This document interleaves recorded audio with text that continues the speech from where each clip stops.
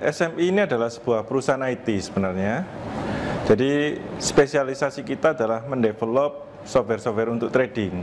Jadi kita biasa mendevelop software trading untuk forex dengan platform MT4 atau MT5. Kita juga mendevelop software-software trading di cryptocurrency. Tapi cryptocurrency ini tidak ada platform yang khusus, jadi lebih ke arah platform dari masing-masing tempat yang kita gunakan. Nah, saat ini kita sudah developing untuk Indodax, itu yang di Indonesia, juga di Binance dan beberapa broker lain seperti Bittrex dan lain-lain. Ya, jadi SMI ini kita mulai dirikan pada tahun 2017 kemarin. Jadi di awal kita ada beberapa orang yang kita ajak di awal bergabung. Jadi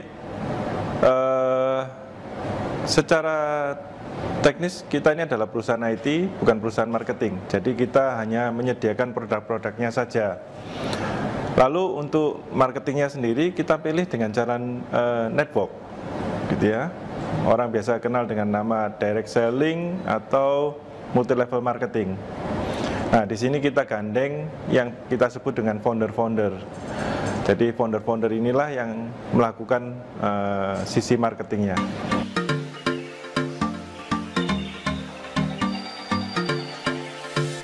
Keuntungan yang didapat dari konsumen atau pengguna atau member kita. Yang pertama adalah, karena ini adalah perusahaan network, maka secara teknis pengguna ini bisa menjalankan bisnisnya. Jadi dia bisa mendapatkan hasil dari pemasarannya. Ada bonus-bonus sponsor, ada bonus generasi, ada reward dan lain-lain. Namun di sisi yang lain mereka juga bisa mendapatkan benefit dari tradingnya, gitu ya. Jadi mereka bisa mendevelop, mereka bisa belajar mendevelop software tradingnya sendiri, tentunya dengan bimbingan kita, sehingga mereka bisa menghasilkan sebuah software trading yang bisa menghasilkan profit, gitu.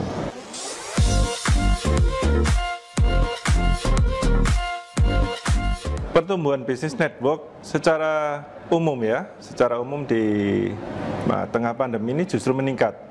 Jadi kemarin dari Departemen Perdagangan sempat share data juga, semua bisnis network pada umumnya itu mengalami kenaikan di atas 70%. Bahkan ada yang sampai ratusan persen. Tentunya ini dikarenakan sifat dari bisnis network ini sendiri yang cocok di masa pandemi ini. Jadi di saat orang harus working from home, WFH, kita memang dari dulunya ya sudah WFH, gitu ya. Di saat bisnis konvensional, mal-mal ditutup, restoran harus tutup, harus beralih ke pesanan online dan lain sebagainya, kita dari dulu ya memang sudah online, gitu. Di saat permodalan menjadi masalah, untuk menyusun sebuah bisnis sendiri perlu modal yang sangat besar, kita bisa dijalankan dengan modal yang relatif kecil. Jadi secara inti bisnisnya sendiri, bisnis networking ini memang amat sangat cocok sekali dengan kondisi yang ada sekarang. Sehingga di saat bisnis konvensional ini sudah tidak bisa lagi bertumbuh atau menghasilkan, justru bisnis networking ini bisa bertumbuh dengan amat sangat pesat.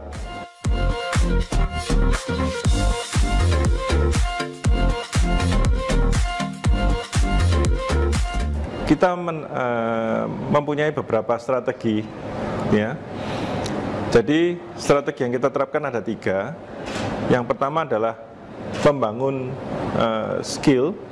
Jadi kita memberikan pelatihan-pelatihan kepada orang-orangnya kita. Pelatihan ini bisa berarti pelatihan untuk bagaimana cara presentasi yang baik, bagaimana cara memberikan atau mempersuasi orang dengan baik. Lalu kita juga memberikan senjata yang tepat. Senjata yang tepat ini adalah produk yang dijual harus produk yang unggul, lalu sistem pembonusan yang baik dan lain sebagainya. Lalu kita juga yang ketiga adalah dengan memberikan support yang cukup, gitu ya. Jadi perusahaan berani menginvestasikan kembali uangnya untuk memberikan support atau fasilitas kepada anggotanya dengan cara membangun kantor, tentunya memberikan membangun kantor-kantor cabang, gitu. Jadi tanpa itu ya akan susah sekali kita dari sebuah perusahaan network untuk berkembang, gitu. Kebanyakan perusahaan yang gagal, mereka tidak punya atau tidak mau mengembangkan atau berinvestasi di tiga hal ini. Jadi kalau keunggulannya kita tentunya kita mempunyai sebuah track record.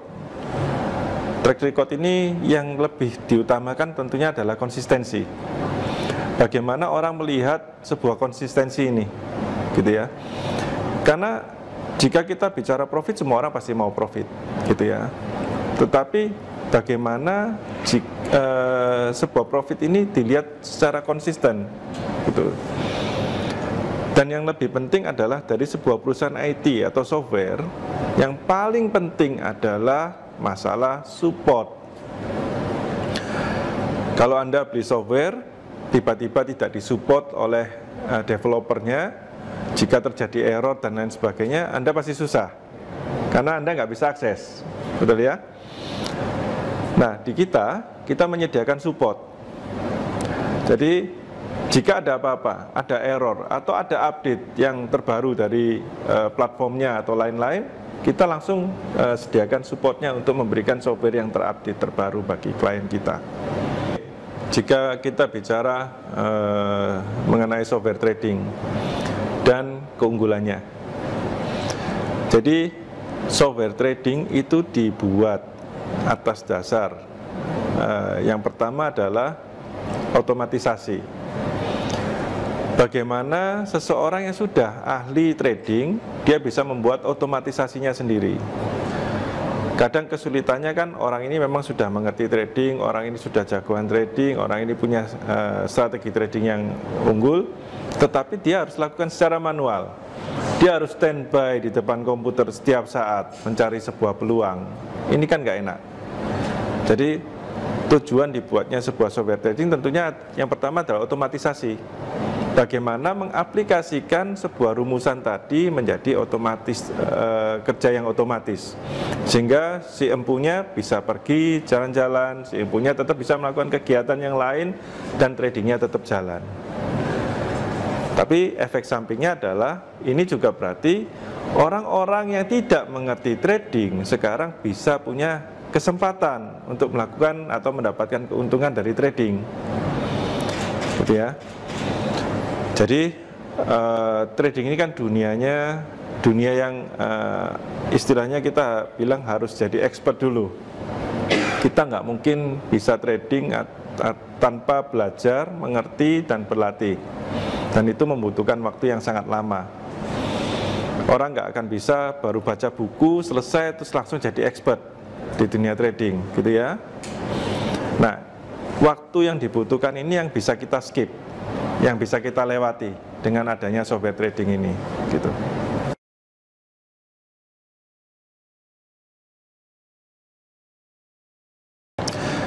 Jadi saat ini kita sendiri sudah berjalan ada di 14 negara, gitu. Termasuk Indonesia ya, salah satunya. Jadi kita dari perusahaan melihat potensi market ini amat sangat besar, tidak terbatas di satu negara saja, karena bisnis kita online. Jadi kita akan terus mengembangkan ke mancanegara. Harapannya kita bisa juga membuat bangga Indonesia ya, karena ini adalah produk lokal yang kita bisa ekspor ke luar negeri.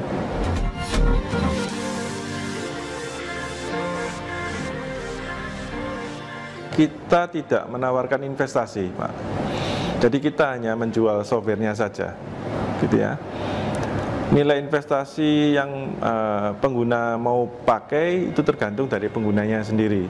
Tetapi secara umum forex itu bisa dimulai dari modal yang amat sangat kecil, gitu ya. Jadi jika kita bicara trading saham itu tidak bisa dimulai dengan nilai yang kecil. Karena kalau beli saham cuma 1 juta kan agak aneh, gitu ya. Tetapi forex, karena forex ini ada margin dan leverage yang diberikan dari platform, maka dia bisa dimulai dengan modal yang relatif kecil, mulai dari sekitaran 7,5 jutaan. Itu sudah bisa melakukan trading di forex. Tapi kalau misalnya trading di cryptocurrency, Bitcoin contohnya, modal yang dibutuhkan pasti relatif lebih besar. Jadi PT SMI ini kita bentuk bertiga, saya, Pak Semi, dan Pak Rusdi. Kebetulan kita semua adalah kawan teman kecil ya. Kita beda posisi, saya komisaris, Pak Semi adalah direktur utama, sedangkan Pak Rusdi adalah bagian IT-nya. Jadi memang kita bagi tugas untuk di PT SMI sendiri. Lalu di bawah kita punya founder-founder. Jadi founder ini adalah kepala divisi marketingnya kita. Jadi kita ada 5 founder yang ada sekarang. Ada Pak Erwin, Pak Yakob, Pak Endro, Pak Hengki yang baru saja wafat, digantikan oleh anaknya sekarang, Pak Hari, dan ada Pak Dedi. Untuk cabang di Indonesia saat ini ada di Surabaya, lalu kita ada di Denpasar, Medan, Bandung, dan Belitung. Saat ini yang masih dalam tahap renovasi adalah Batam, Balikpapan, Banjarmasin, dan satu lagi Pekanbaru. Kalau cabang kita di luar negeri, kita ada di Kuala Lumpur, ada di Phnom Penh, ada di Paris, ada di California, dan yang paling baru ada di Singapura. Harapan kita di 2021 adalah kita bisa semakin berkembang. Dan tentunya dengan semakin berkembang ini, harapan kita yang lebih khusus lagi adalah kita bisa membantu memberikan sebuah solusi bagi teman-teman di masa pandemi ini, gitu ya. Karena bisnis ini adalah bisnis yang peluangnya bagus dan bisa menghasilkan hasil yang cukup besar bagi orang-orang yang menjalankannya. Jadi tentunya ini adalah sebuah peluang ya yang kita ingin bagikan ke teman-teman untuk bisa membantu meningkatkan kesejahteraan masyarakat secara umum. Jadi sebuah perusahaan network itu tidak lepas dari yang namanya presentasi, gitu ya. Presentasi, dan presentasi. Karena kita tidak boleh memasang iklan di media massa. Itu adalah bukan ranahnya kita. Itu adalah ranah perusahaan konvensional. Saat ini dengan semakin berkembangnya member kita, semakin banyaknya jumlahnya, tentunya presentasi yang dilakukan juga semakin banyak dan semakin besar. Kantor-kantor yang kita punya saat ini sudah tidak lagi mencukupi. Kita perlu sebuah tempat yang kapasitasnya lebih besar dan mungkin lebih nyaman ya untuk bisa dipakai. Selama ini kita coba dengan menyewa ruang meeting, dengan menyewa hotel dan lain sebagainya. Tetapi dengan adanya COVID dan lain sebagainya ini itu jadi semakin sulit karena banyak pembatasan-pembatasan yang protokol-protokol yang kita tidak bisa cegah. Jadi kebutuhan kita untuk mempunyai sebuah tempat sendiri yang memadai untuk kita melakukan kegiatan ini sudah urgent sifatnya. Jadi itu sebabnya kita memutuskan kemarin untuk kita bisa buat gedung sendiri. Lalu apa saja sih yang akan ada di gedung itu? Jadi fasilitas yang paling utama adalah ballroom.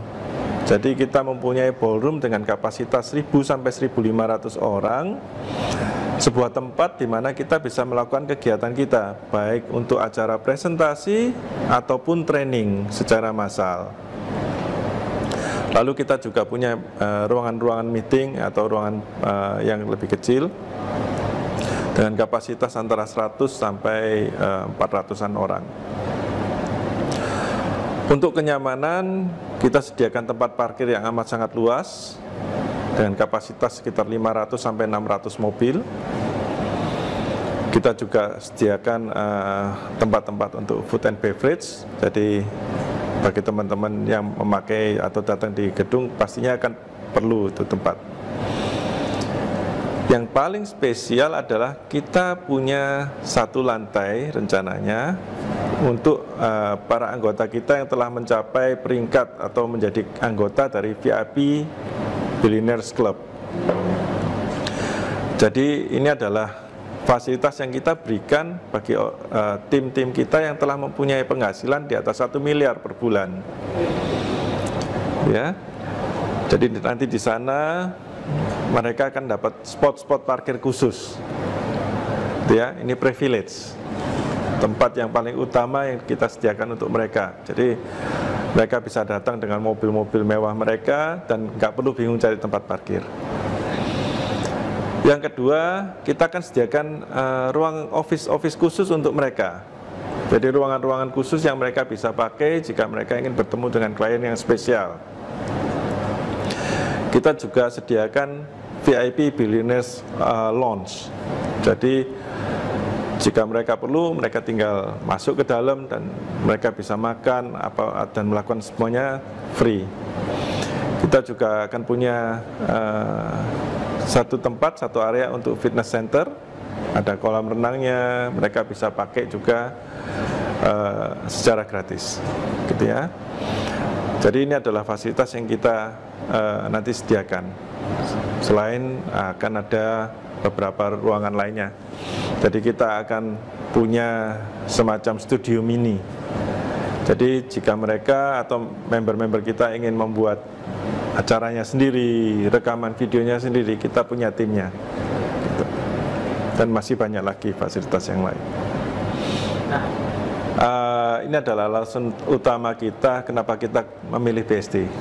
Jadi kemarin kita mencari lahan yang cukup luas, gitu ya, lahan kosong yang cukup prestisius dan luas. Lalu yang kedua, yang temanya kira-kira sama dengan bisnis yang kita jalani. Kalau kita saat ini adalah bisnisnya IT, terus kita buka di tempat yang banyak tempat makan kan agak lucu gitu, temanya nggak nyambung. Lalu yang ketiga, kita mencari sebuah akses yang gampang. Orang yang kita undang pasti akan datang dari segala penjuru. Kita perlu akses yang gampang, yang bebas macet. Karena jika mereka harus datang dari jauh dan menempuh jalan yang macet ini, sampai ke tempat sudah PT duluan gitu. Nah, tempat yang paling cocok menurut kita adalah BSD, gitu ya. Kebetulan kemarin kita juga mendapatkan kafling dengan nomor 8 dan 9 sesuai dengan merek yang kita pakai. Jadi ini adalah sesuatu yang luar biasa. Dan yang kita yakini adalah BSD ini akan terus berkembang. BSD ini akan terus tumbuh. Dan ini juga akan menjadi sebuah investasi yang bagus untuk kita, gitu. Jadi itu sebabnya kita memutuskan ke BSD kemarin. Kita nggak akan mungkin bisa pakai semuanya. Jadi ada beberapa lantai yang mungkin nanti kita akan sewakan sebagai virtual office atau coworking space.